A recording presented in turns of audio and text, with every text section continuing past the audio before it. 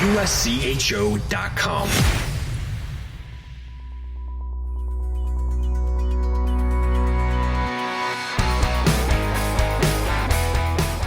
Welcome to USCHO Weekend Review for Monday, October 24th, 2022, where each week we look at the games of the weekend and the news of the week.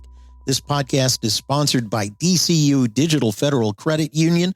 What can DCU do for you? Find out today at dcu.org. Membership required. I'm Ed Trefzger alongside Jim Connelly and Derek Schooley. Well, gentlemen, before we jump in, we do want to pass along to listeners that we're recording this on Sunday afternoon because of travel schedules. So there are a couple of games going on or still to go on that we're not going to be able to cover. But there's a lot that already went on this weekend, a terrific series in Minnesota between the Golden Gophers and North Dakota. Minnesota coming back to tie both nights, getting the win on Friday, and North Dakota with the win on Saturday night. A terrific series and perhaps a preview of what we may see in the postseason. Well, first of all, you're talking about an overtime win. So what was the bonus points there? 8/10 of what? Yeah, it's 2/3 of 8/10. I mean, the math, it's not really a complete 100% win, but no, all joking aside, what a series that is. And it's glad to see that they're back playing. It sounds like they're going to continue to play in the future. I read somewhere that they've got more games scheduled between North Dakota and Minnesota. Packed house both nights. You got goals. You got sticks being thrown in the stands after celebrations on goals. Bob Motzko called the one game they played 58 out of 62 minutes, something like that.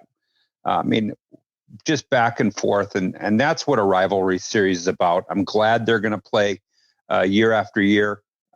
You can't beat North Dakota, Minnesota series, no matter what time of the year, where it is, if it's in the tournament, if it's in the league playoffs, back when they're in the WCHA. But what a good weekend of hockey that was. Yeah, I mean, fun to watch that atmosphere. That's what I love the most. You know, I could just sit there and watch the crowd reaction to those Minnesota goals and the crowd reactions to the North Dakota goals. They had tons of fans in the stands. I was very impressed with.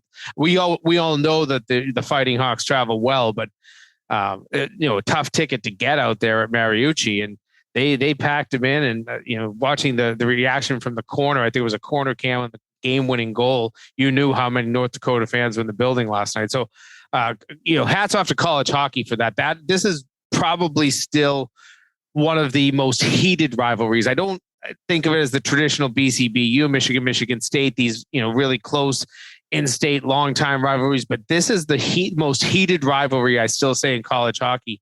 And now that they're in non-conference play, it's great to see these schools wanting to continue on playing. Yeah, that's my family, my two daughters are in Minneapolis for a tournament, and I made a couple calls to some people that I knew in Minnesota to see if there was just some tickets floating around. I was told that was one of the toughest tickets of all sports so far this year, because obviously the Twins and the Vikings, but that was a tough ticket to come by, and 10,000 plus people each night. What a great thing for college hockey, like you said, and a great environment too. How important was that for North Dakota to get that overtime win on Saturday night after a tie and a loss at home the weekend before to Quinnipiac? Yeah, just confidence. You've got to build that confidence. And obviously last weekend was tough against Quinnipiac.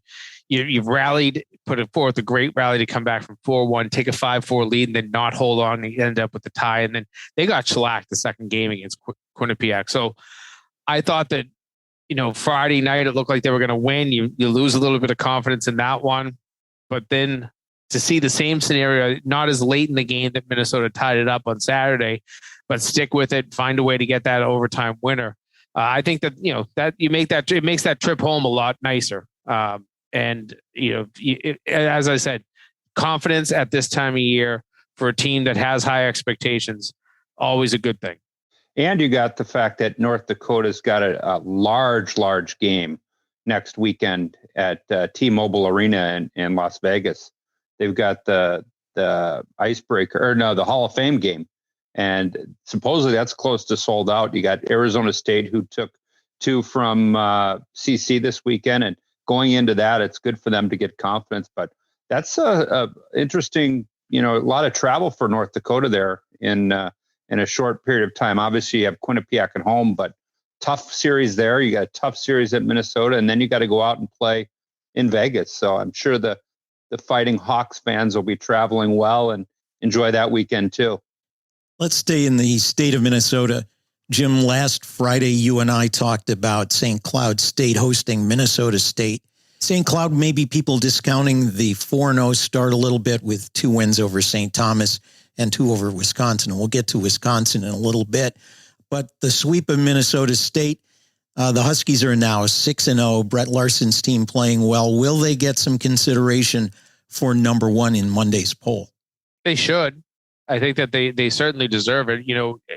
It's hard. You don't know where teams are going to be when you make a schedule. Obviously, St. Thomas, a first-year program or second-year program, you had an idea that they weren't going to, be a tough opponent to start the season. But you hope that Wisconsin was going to be pretty good. And what we saw from them this weekend, as you said, we'll get to it, but there may be a better opponent than we realize. And then to take 2 games against Minnesota State, I think that's a good telling, a good point to, a litmus test early in the season. I think that they deserve some consideration. I know they were 8th going into this weekend of the poll, so it's hard to go from 8 to 1, but there's enough movement at the top these days. We watched UMass go up 7 spots after sweeping Denver last week. I don't know that they're going to be number 1 on my ballot, but they're probably going to be top 3, maybe top 2. I haven't done my ballot yet because we still have, as you said, it's Sunday as we record this, and there's games still being played, but I would have to give some consideration to them for a top 3 team. And you're going to find out a lot of where they are. They've got a home with Bemidji this weekend, who just had a very good weekend against Michigan Tech. So you're going to see a lot. Was it a challenging start up till now with St. Thomas and Wisconsin? Wisconsin obviously needed to get off the schneid a little bit and get some wins in them, which they did. But I think St. Cloud's that team that everybody always kind of forgets about a little bit. I agree. They're always really good, and they're always undervalued and underappreciated, I think. And you're talking about top 3. They're undefeated. How many undefeated teams are there in the nation right now? I haven't looked, and I'm sure you haven't looked either, but it's hard to win in college hockey. No matter who you're playing, you haven't had a down game. You beat a very good Minnesota State team twice. It's hard. I think they're getting undervalued in this scenario. And there were crickets on that. Nobody wanted to come back and say nothing. I mean, I was trying to figure out how many just moving on to the next comment. I'll give you the Ivies and then Penn State. I think that might be it right now. That's all. I'm trying to fly through the standings here, but I think it's the Ivies and Penn State are the only ones without a loss or a tie this season. Well, I haven't lost yet either. If you're going to throw the Ivies in there, I mean, Augustana too. I mean, you're throwing the Ivies. They barely even played. So yeah, okay. Robert Morris and Augustana too, undefeated. UMass 4-1. They have not lost a game yet, but they have 1 tie on their resume. Well, we can move on now with that. A big upset on Saturday night in Orono as Maine, with 4 third-period goals, shocked Quinnipiac on Saturday night. Now, I'm just looking at the box score because I didn't get a chance to see it as I was traveling. But numbers-wise, looks like a pretty even contest. Yeah, shots on goal were pretty balanced. And Maine, listen, I've been waiting for them to have kind of that statement win, statement victory, and that's a good one. Ben Barr is going to do good things in that program. He needs a little bit of time to build, but that is a program that is dying for success. What they did under Sean Walsh and then even under Tim Whitehead, getting to a few Frozen Fours and seconds away from national championship back there in 2002, I think, if my numbers are right. I mean, that's a long time ago, but it's a program that when they are doing good things, when they are successful, boy, I know that North Dakota fans are passionate, but Maine fans really are passionate for their hockey. and they are dying to have success in that program. So if Ben Barr can put a few more of these statement wins together, move himself up into the middle top part of Hockey East, that is a building, Alfond Arena, that will pack itself, and it will be really tough to play. And it looked like it last night. I flipped part of that on in between watching some of my kids' games, and it looked like it was going. It looked like there were a lot of people there. It looked like there was a great crowd. I think there was close to 30, almost 4,000 people there, upper threes. And, interesting start for Maine, though. You had the icebreaker where, you beat Air Force. You don't do I think you struggle a little bit against Denver, if I remember correctly. And then, now you're going out and beating Quinnipiac. We'll see how today goes. Today's the true, if they can do it back to back, I think then you could say, hey, maybe they are there. Maybe they have taken those good steps. But let's see how today goes and before we move on. But that is a big win for the Maine program right now. And then a bounce back too. That game against Bentley last weekend was a bit of a clunker. And that's a long bus ride from Waltham back up to Orono. And I'm sure that nobody enjoyed that trip back, and probably no players enjoyed this week at practice. So I just like the fact that they had such a great response. And you start putting these wins together, as I said, that a packed Alfond is a fun Alfond. Well, we've got a lot more to cover, including Denver with a bounce back weekend and Wisconsin with a couple of big upsets when USCHO Weekend Review continues. This podcast is sponsored by DCU Digital Federal Credit Union. Visit dcu.org. Sometimes it's not about wanting a new car, it's about needing one. And I needed one I could rely on. So I got an auto loan with DCU. They offer the same low rates on both new and used cars, and I was able to borrow a little extra to make a used car as good as new. My auto loan from DCU means a ride I can finally rely on, which feels like a pretty big thing. What will DCU mean to you? Insured by NCUA. Membership required. Visit dcu.org.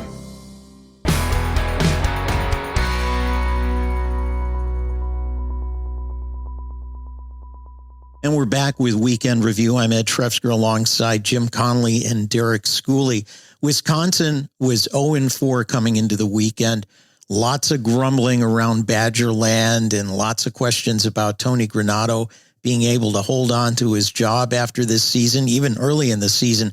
But huge wins over Minnesota Duluth. Is this something that's going to turn things around for the Badgers? And on the other side of it, is it time for Minnesota Duluth? Is it time for Minnesota Duluth to be a little bit concerned? Well, I'll start with Wisconsin. You need those early season wins. The start was not what they wanted, and I think it was on Friday, Ed. We were kind of referencing them in the light of who St. Cloud State had played and said, oh, St. Cloud State really hasn't played anybody. I think you said, isn't it disappointing for Wisconsin fans to realize that they're being grouped in with St. Thomas in the maybe haven't played anybody category for St. Cloud State. But now those St. Cloud wins look a little bit better. And obviously Wisconsin probably builds a little confidence as they get ready for the Big Ten schedule here coming up soon. So I think it's good. I do have some panic for Duluth. They just don't seem to have things together this year. 4 straight losses for them. You're not going to find a lot of times in recent years under Scotty Standalin that program has put together 4 losses in a row. So they've got to get things going again. It seems like it's many different facets of the game. It's offense sometimes struggling, special teams struggling at times. I like Scotty as a coach, and I think he knows how to win. So I think that they will be fine. But yeah, it's. I'm sure that people in Duluth right now are pretty nervous about the way these Bulldogs have been playing. And to your point there, as far as Wisconsin goes, they had scored 1 goal 3 times. They had a total of 6 goals in 4 games. And granted, really good opponents in St. Cloud and Ohio State, but who saw this coming? I know you guys do a betting show, all that kind of stuff, but what would the odds have been that they were going to go into Duluth and score 8 goals in 2 games after scoring 6 in their first 4? And winning handily by the scoreboard at 5-2 and 3-0. What would have been the odds you would have given on that one?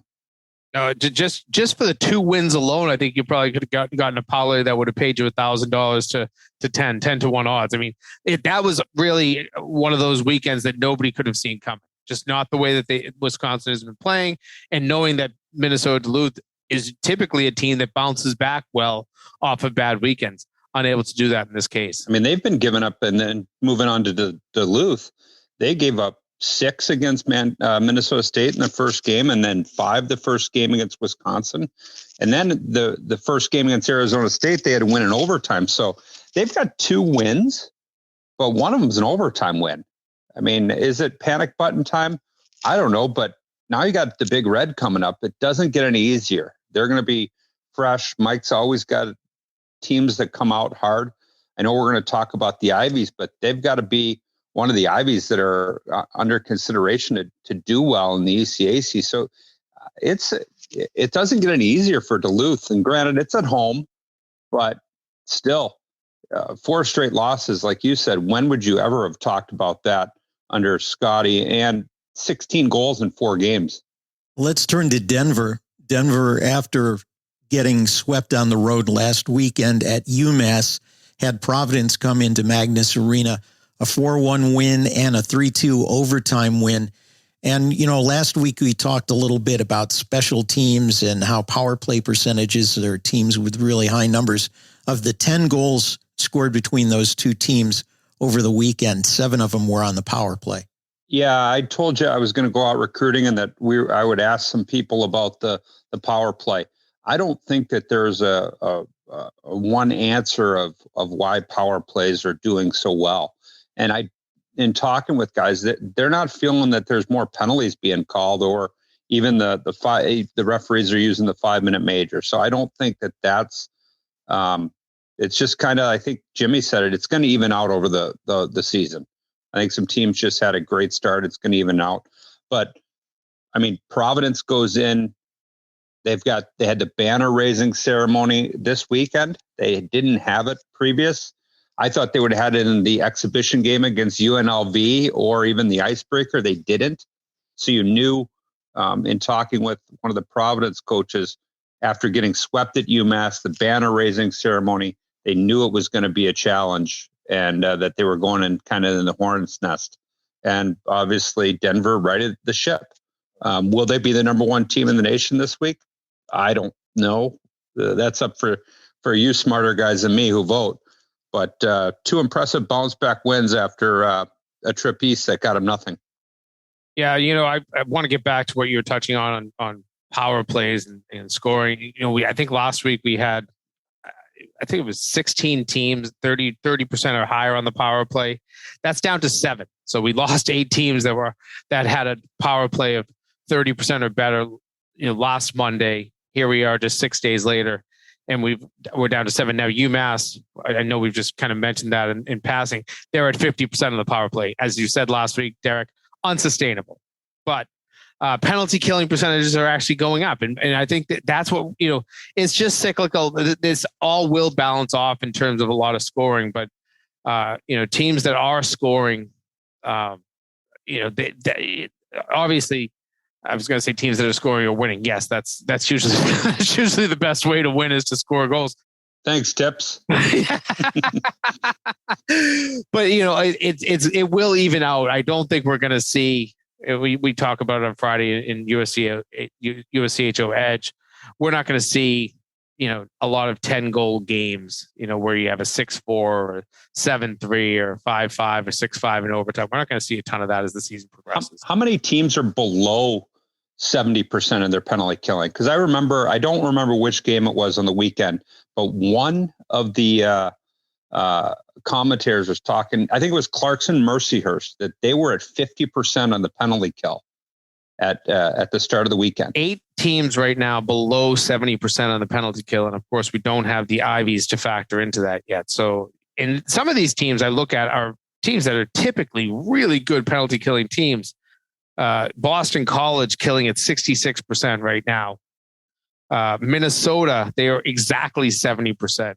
Clarkson, 70% on the penalty kill. So it's 8 teams that are below, but it's 10 teams when you put it, if you actually take 70% and put it in there, because there's 2 teams sitting right at 70%.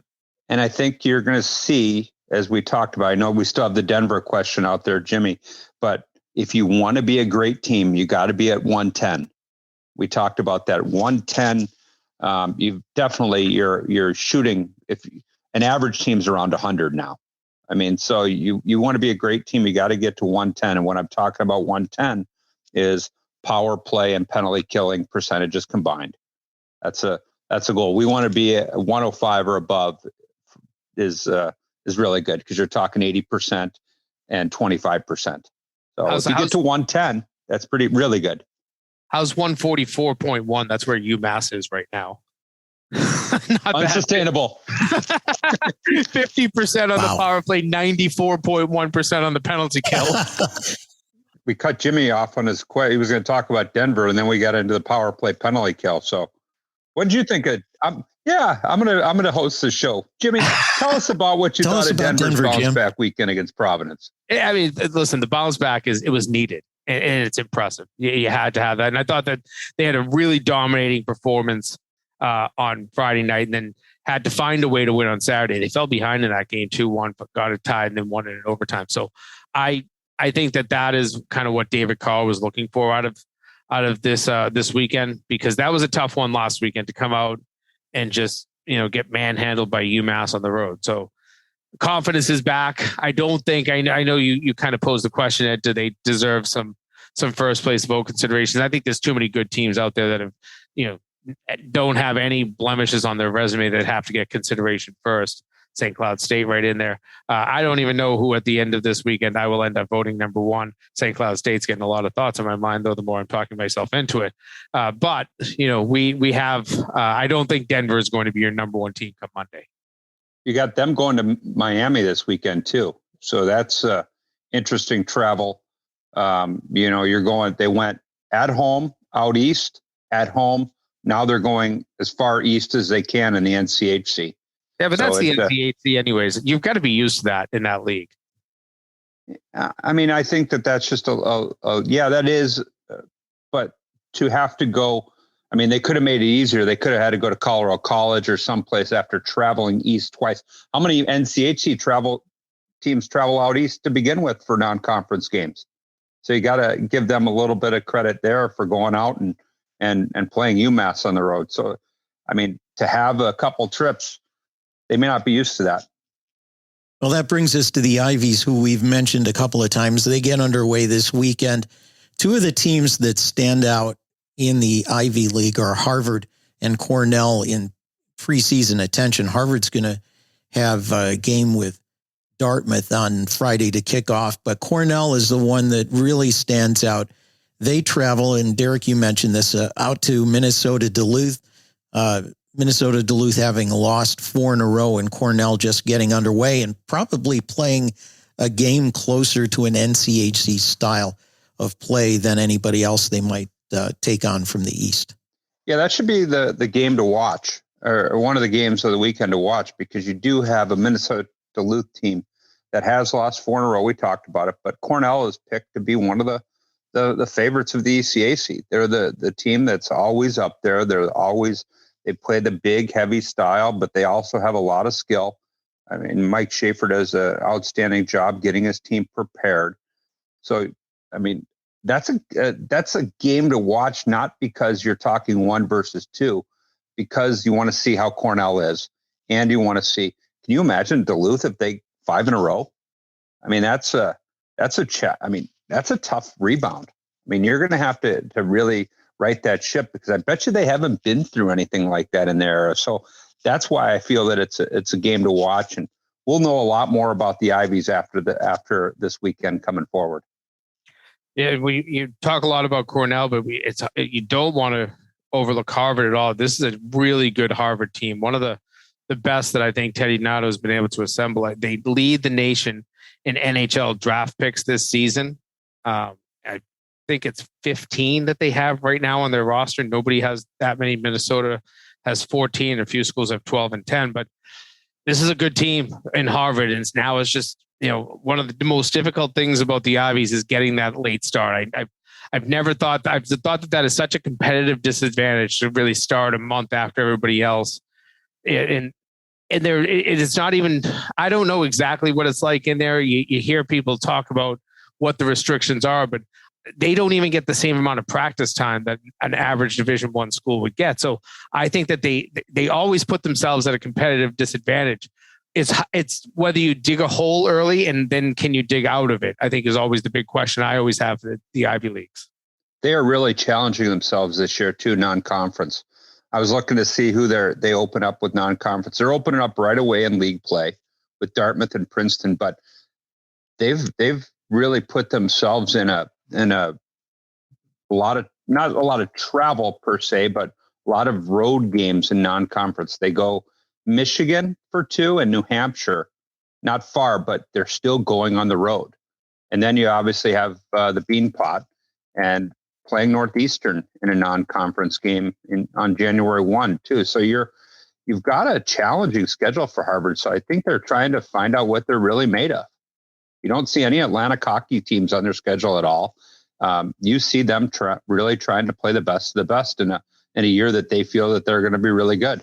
And you know what? You win on that schedule, on that non-conference schedule, is as few non-conference games as they get as an Ivy League school. You win those games, or even just go, win 2/3 of those games, put a 667 winning percentage up, and you're probably going to be a decent at-large candidate for the NCAA tournament as long as you can do pretty well within the ECAC. And I think they should be one of the top 3 teams in the ECAC. I'm really interested to see Dartmouth and taking steps under Reed Cashman too. That's something that I would like to, follow, because obviously I think a lot of Reed, I think he did a really good job at Quinnipiac. He was hampered by COVID in his first year where they didn't play. I'm interested to see, after getting a couple of their classes in, how they take step forward too, as well. Isn't it about time for the Ivy League to set aside this silly pretense and just let them play 34 games? I think so. Oh man, do I ever think so? I think that it's just such a competitive disadvantage. I've never understood. I understand that academics is a priority, but I also look at these Ivy League schools, and if you ever look at the grade point averages of some of these players, they're fantastic. You have great scholar athletes as it is. Asking them to play 7 more games to start a season a month earlier, I don't think that you would be doing a disservice academically to these players. I think it is time that they should have a full complement of games to match every other school in the country. I didn't know where you were going with that. I thought you were going to say, isn't it about time that they start their own league? I thought you were going to open up a whole new can of worms. You're going off script with this whole new can of worms. I thought. Oh, we'll save that one for another day. We don't even have time for that. We bugged Steve Hagwell about that in Boston on the podcast, and he wasn't taking the bait on that one. I don't expect to see that happening anytime soon. But we've talked to Ted Donato and we've talked to Mike Schaefer and other coaches in Ivy League programs, and they all want to play the full schedule. Why wouldn't they? Yeah, it's just, I think it's everything about it. The starting a month later, playing less games, it just really, it really hampers the competitive ability of these teams. I know that we've seen Ivy League teams get to Frozen Fours in recent years. We saw Yale win a national championship back in 2013. I get it. You can have success even with a 27-game slate, but those are fewer and far between compared to the other schools. And, obviously the attraction is there. When you can put 15 NHL draft picks in one program and it's an Ivy League program, there's an attraction to go to these schools. So why wouldn't you want to make these schools as competitive as possible? I mean, you have enough money in all of these Ivy League schools to fund a great athletic programs. So don't put yourself at a competitive disadvantage by playing less and shortening your season. Well said. Anything else we missed before we wrap this up? I don't know. I think we covered it. I think we've kind of went off the rails a little bit. Your travel schedule's kind of taken us a little bit of a challenge. I thought you were coming back from Air Force. That's where I thought you were. I thought you were going to start going on about how Air Force always gets calls against RIT out there and all that kind of stuff. But I don't want to get myself in any kind of trouble. No, I did watch those two from games. Bobby D. Yeah, those were two good games between those teams out there. I watched them on video. A lot of good games this weekend. I have to say that where we are with streaming in college hockey, I want to bring this up because I called a game in Boston that was on Nesson last night. I didn't even realize that through the Hockey East deal, that game was simulcast on ESPN. And I heard from UMass Lowell alums in Bellingham, Washington, and Myrtle Beach, South Carolina. And I said, "Oh, you watched it on Nesson?" I didn't realize they were watching on ESPN Plus. Where we are in college hockey streaming is fantastic. I think the ability, you said it, Ed, you watched the RIT Air Force games on Thursday and Friday. People are watching this product all over the country. We talked last weekend about the 4,600 average attendance last Saturday night. I didn't have time to put together what the averages were last night. I think they were pretty good again. But we're now seeing fans in the arena, but we're also seeing the product getting a lot of good exposure on these online platforms. The one thing that I hear complaints about from fans is the expense if you want to watch everything, because you've got CCHA and Atlantic Hockey and Flow, and you've got NCHC.TV, and you've got Big Ten, and you've got ESPN Plus, where you can pick up Hockey East and ECAC. And ESPN Plus is a pretty good deal. Less than $10. What is it? $7.99 a month now, or something like that. $9.99, but still pretty good. But if you want to get the other ones, it's $130, $150 for a season. There needs to be some way, I think, and I don't know that it's going to happen. There needs to be some way where there could be sort of a college hockey weekend ticket where you could subscribe to something that would give you your choice of games across all of them. There needs to be something like that. Second thing, there still needs to be some improvement in some places in production quality. You still even have games occasionally without any broadcasters. Some may say that is a plus at times, but there are various things with game quality. I was watching one of the games, and they had the cameras and the audio live between breaks, and you could hear the color guy say to the play-by-play guy, "Oh, you're really crushing it." Or we could see the people adjusting their ties and getting cameras focused. So little things like that need some improvement. But I guess I shouldn't complain, because the fact that we can get all these games and see all of them really is terrific. Well, I was surprised. Like, Jimmy, you didn't pick up on that the one day when I texted you and said, "You're doing a great job." And then I didn't watch you the next night, and you said you were struggling. So I got ESPN Plus and I got Flow. So I'm trying to, you try to find, there's even some other ways through YouTube to see some games. Lindenwood's on YouTube.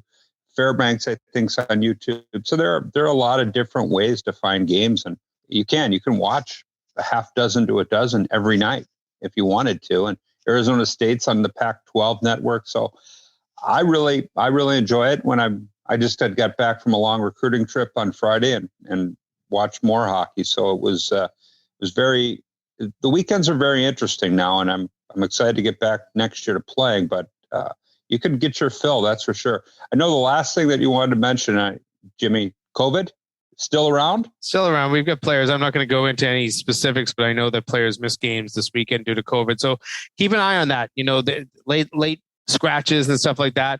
People are still testing, and if you pop positive, you still do have to sit out. So we might see that throughout this season. Keep an eye as a fan. Line charts changed at the last second, and that could be behind it. I don't think schools are trying to be as specific as they were in the past about it, but it's definitely something that still remains around. Obviously, I know that nationwide we still talk about it all the time, but it really is.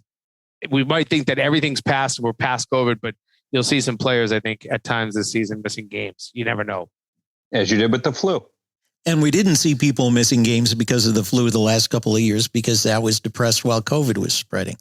Well, here's and Ollie, I know that we're getting towards our time here, but Eric Levine for us, we beat Penn State and Miami one year in the Three Rivers Classic. He made 99 saves. He didn't have pregame skate on Friday because he was at home sick, throwing up, didn't feel well. didn't play. And then he went out, he pulled a Michael Jordan and went out and made 99 saves, back-to-back shutouts, beat Penn State 6-0 and Miami 1-0. One of the best all-time performances I've seen in goal. And then after the game, he started throwing up again, and you didn't know if he was going to play. But now you'd never see that. I mean, we would have kept him as far away from the team as possible. He would have been testing. There's not that opportunity to have this heroic game that you used to be able to have. And but it's just interesting. I think when people are missing games, I think about that performance that Eric Levine had and how nowadays he wouldn't even had that opportunity to play. And Derek, doesn't it happen during the course of just about every season where some kind of intestinal flu or stomach bug runs through a team? Well, when you're with the same guys all the time, it's going to go through one time. We had a week where we played Canisius, where in the middle of the week we were having basically half-ice practices because we only had 11 healthy skaters and one healthy goalie. And one by one, they started coming back. And we had one kid that we dressed just to play on the power play, and he didn't practice all week, and he ended up playing like 30 minutes that night as a defenseman. So it happens all the time, and you're going to see it. And hopefully, we move past it in a quick hurry. But there will still be some people that miss, like you said, and hopefully they all get healthy soon and they're ready to go the next weekend. And that's going to do it for this week's edition of Weekend Review. This podcast has been sponsored by DCU, Digital Federal Credit Union. Visit dcu.org and find all our podcasts at uscho.com/podcast or subscribe on your favorite podcast app. We're on Apple Podcasts, iHeart, Spreaker, Stitcher, and Spotify. For Jim Connelly and Derek Schooley, I'm Ed Trefzger, and this has been USCHO Weekend Review.